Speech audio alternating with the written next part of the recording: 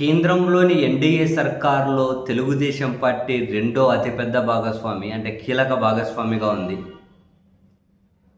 So ఇటువంటి పరిస్థితుల్లో కేంద్రం నుంచి వచ్చే నిధులను సద్వినియోగం చేసుకొని అదనంగా నిధులు రప్పించుకొని రాష్ట్ర అభివృద్ధికి తోడ్పడాల్సిన చంద్రబాబు నాయుడు గారి ప్రభుత్వం కేంద్రం నుంచి వచ్చిన ప్రాయోజిత పథకాల నిధులు ఏవైతే ఉంటాయో వాటిని కూడా ఖర్చు పెట్టలేక చివరికి కేంద్రం అవి పక్క రాష్ట్రాలకు తీసుకెళ్ళి వెళ్ళిపోతుంటే పక్క రాష్ట్రాలకు ఇచ్చేస్తూ ఉంటే అలాగే చూస్తూ ఉండిపోతున్నారు.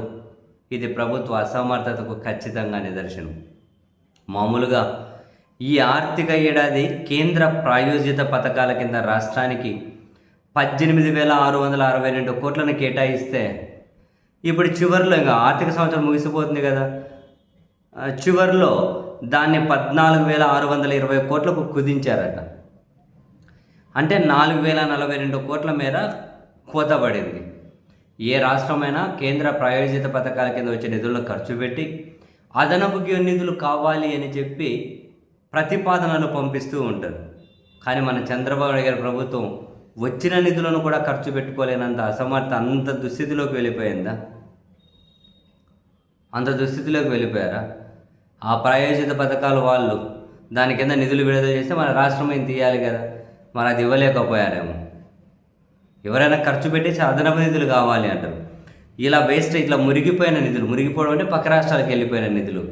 అందులో ప్రధానంగా ఆయన ఉప ముఖ్యమంత్రి చేతిలో ఉంది కదా పంచాయతీరాజ్ గ్రామీణాభివృద్ధి శాఖ, దానికి 1,026 కోట్లు కోతపడ్డాయట. పక్క రాష్ట్రానికి వెళ్ళిపోయాయి 1,026 కోట్లు.